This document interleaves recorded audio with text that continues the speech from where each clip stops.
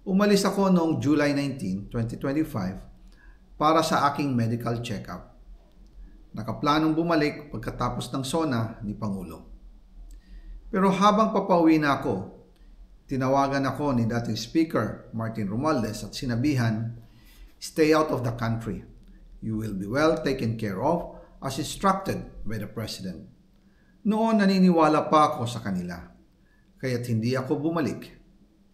Tumikom ang aking bibig, sumunod ako, pero ang hindi ko alam, ang ibig pala nilang sabihin sa aalagaan ka namin ay gagamitin ako bilang panakipbutas sa kanilang kampanya laban sa korupsyon. Ginawa nila akong poster boy ng kanilang sariling kasinungalingan. Ngayon, hindi na ako mananahimik, ilalabas ko ang lahat ng katotohanan. May resibo, may ebidensya, at may pangalan. Nagsimula ito nung tumawag si Sekmina Pangandaman sa akin nung nag-umpisa ang BICAM process last year, 2024. Ang sabi niya, katatapos lang ng meeting nila ni Pangulo at may instructions na mag-insert or magpasok ng 100 billion worth of projects sa BICAM. At sinabi pa ni Sekmina, you can confirm with Yusek Adrian Bersamin dahil magkasama sila sa meeting ni Pangulong BBM noong araw na yon. Tinawagan ko po agad si Yusek Adrian Bersamin at tinanong ko kung may instruction nga ba ang Pangulo na magpasok ng 100 billion during their meeting. Ang sabi niya ay totoo nga po. Right after our conversation, tinawagan ko po si dating Speaker Martin Romualdez at nireport ko ang instructions ng Presidente to insert the 100 billion projects. At sinabi niya sa akin, what the President wants, he gets. After ng ilang araw, nag-set po ng meeting si Sekmina Pangandaman at Yusek Adrian Bersamin sa amin ni dating Speaker Martin Romualdez sa Aguado Building in front of Gate 4 ng Malacanang at nandun din po si Yusek Jojo Cadiz.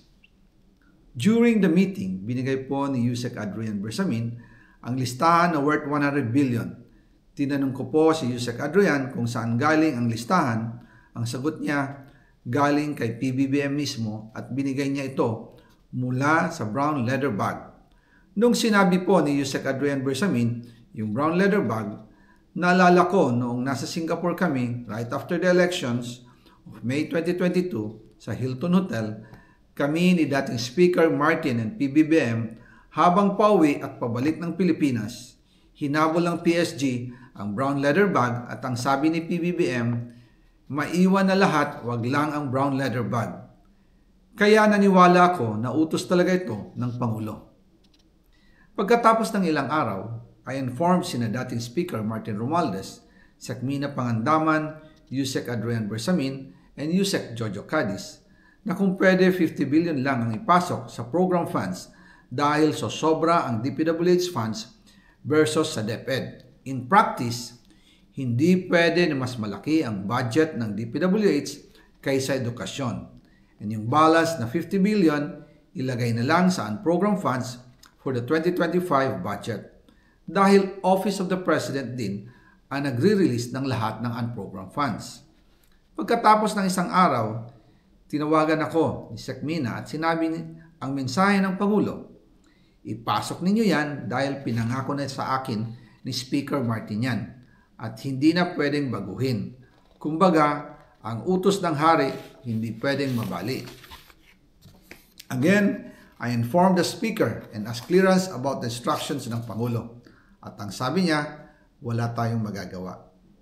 Kaya po nagtataka ako kung bakit sinasabi ni Pangulo na hindi niya makilala ang budget, samantalang lahat na binawas at dinagdag sa mga ahensya ng gobyerno ay humihingi ng approval sa kanya si Sekmina Pangandaman.